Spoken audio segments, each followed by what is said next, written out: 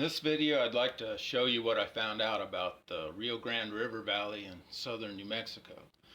Now, archaeologists have pretty much assumed that this river valley was not farmed prehistorically. Or if it was, there might have been some small farm plots, but there were no irrigation systems. But I found that that's a false assumption. I started looking along the west edge of the river valley and finding these prehistoric, what look to be prehistoric canal segments that look a lot like what Hohokam canals look like. They hug the edge of the valley, the contour. A lot of them are cut off from all the modern farming, so they're not part of the systems being used now. When I got down towards Sunland Park, I found this geoglyph built into the bottom of the valley. It consists of diversion dams and basins and canals, just like a lot of the geoglyphs around here.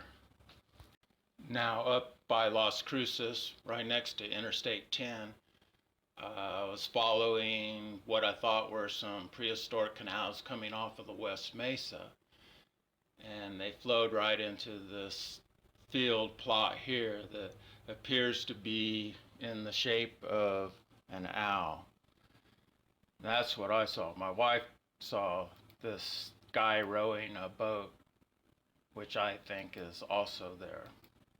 If you turn it around the other way, it appears to be a bird maybe feeding some babies. It's kind of faint. If you go up north from there, again along the west edge of the river valley, there's this agricultural field.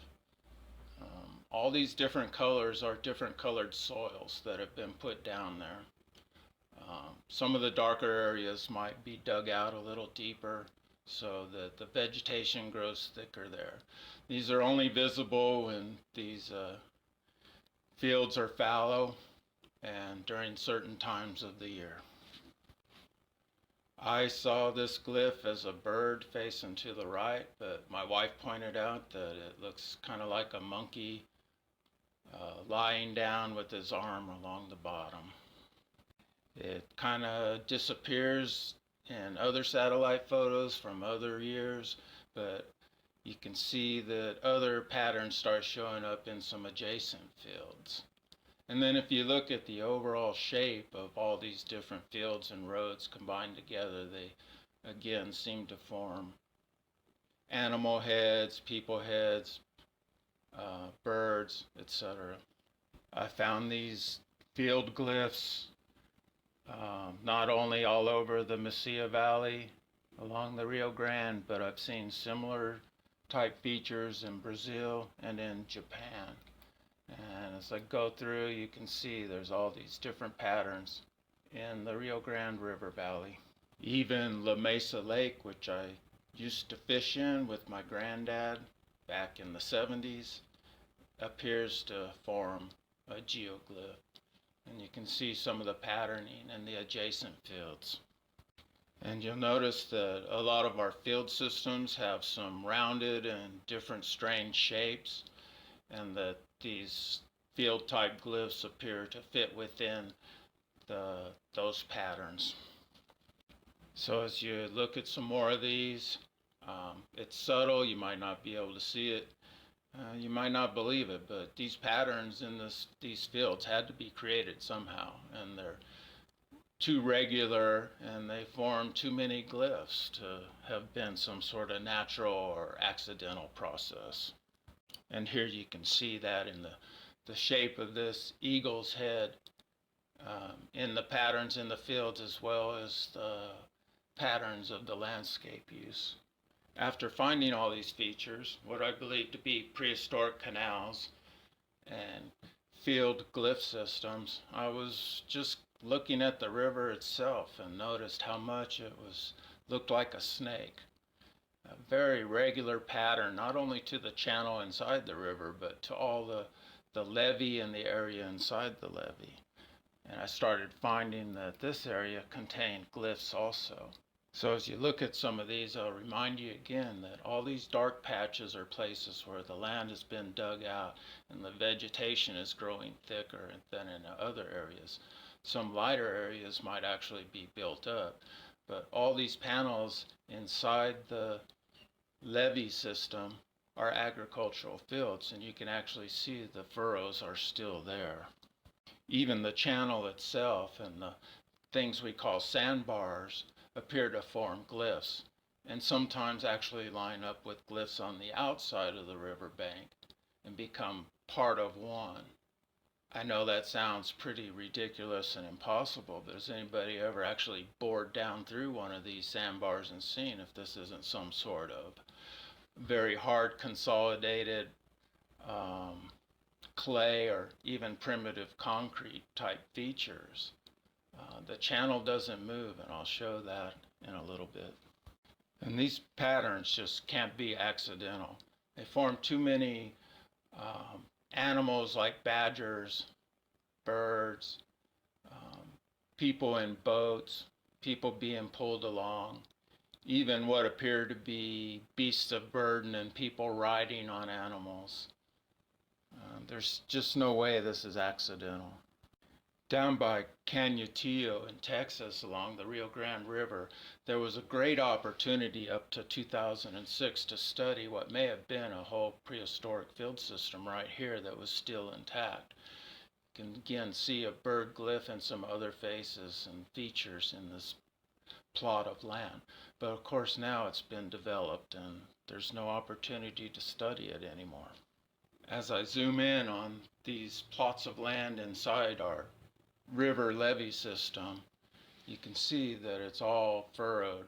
These are deep agricultural furrows. It's pretty rough to try to drive out there, and that's why these areas don't have a lot of tire tracks and off-roading going on, because nobody likes driving over these things. It's very rough. And here I found places where these drainage ditches empty back into the river. There are gates to divert this water into these plots that are right along the edge of the river.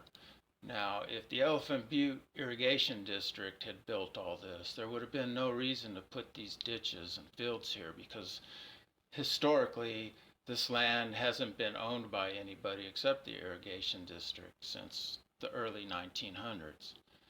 So there would have been no reason to try to farm this. Nobody would have owned it so that they could have farmed it. And it's all outlined with ditches, upper ditches, lower ditches, and again, covered with these glyph systems. So I'm going to show you a progression of this glyph throughout the years in the different satellite photos. Appears to be several figures along, maybe in a boat. The guy at the front appears to be holding on to a pole, maybe. Anyway, it's fairly clear that vegetation is growing in this area for some reason. And the only reason would be that it's dug out there and the water settles and the vegetation grows. So over the years, you can see it pretty much stays there. Doesn't change much until you get towards the end. And then the Elephant Butte Irrigation District came in and wiped part of it out. So these again are being lost every year. And as I show you some more of the area, there are some pretty complex glyph systems. And then this, which appears to could be some sort of bull, a horned animal. Various fish figures, sea life, otters maybe. It's all there. Again, if you go through, you see that these glyphs get wiped out. It's too bad. And you'll also notice that the river channel pretty much stays in the same place. It doesn't move around. These aren't sandbars that are moving around. This is a channel that stays pretty much in place over at least the last 20 years that I can see on satellite photos. If you move north out of the Mesilla Valley, there are glyphs built into the hillsides, and even all the way up to Caballo Lake. The area around the lake and the dam here forms an interesting pattern and forms glyphs. This is the area just below Caballo Dam. It's the Percha Dam State Park area. I just wanted to point out some fancy line work, cleared circular area, and then this big trench here that seemed to be part of a glyph. If you draw all the lines in, you can see other shapes and appears to match up with features that are actually under the lake, possibly diversion dams or canals. If you turn around and look to the south with the dam at the bottom of the picture, there's a series of hills here and dark areas where water flows and settles that I believe to be part of the prehistoric irrigation systems here. The water used to flow to a dam, and then actually you could divert it back up to the west and to the north and incorporate more land into your field system than we actually do today. You can also note in the lower right field patterns right up to the lake. These hills, which look like they may have been part of the original irrigation dam system, also appear to form glyphs. This is possibly someone riding on another animal that looks kind of like a horse. You can go in here and look around yourself and you'll see a lot of different old features in these hills. Finally, I wanted to show an area up north of Elephant Butte Lake. This is an area that is usually underwater when the lake is full. But since the lake has been down, this area has been exposed for quite a few years now, a couple of decades almost. And archaeologists are missing a great chance to study what the old prehistoric valley looked like. There appeared to be agricultural fields, and again, these cleared areas possibly form glyphs, but you can see the old channels, you can see canals, dams. There are all kinds of irrigation features in this area that I believe to be prehistoric. But archaeologists still have a tendency to think everything is historic, and if you think it's historic, you might not pay as much attention to it than if you think it's prehistoric. So I think we've got to change our assumptions to the exact opposite. Start assuming everything is prehistoric, and that it should be proved whether it's historic, not the other way around. When you look at this river valley, it just doesn't look like something that you would make accidentally. The river itself is so snake-like. It would be pretty coincidental to have these patterns. And then when you look at the shapes of all the fields, why aren't they all just square? Why are there all these different round and curved and different shapes to the fields? Again, I don't know historically why people would have done that. It's possible that historically we came along and all we did was kind of fix up the dams and the canals, and we diverted the water back into this river levee system. And that was the great straightening of the river that we hear about. But I don't know that we actually built this ourselves. I think it was here.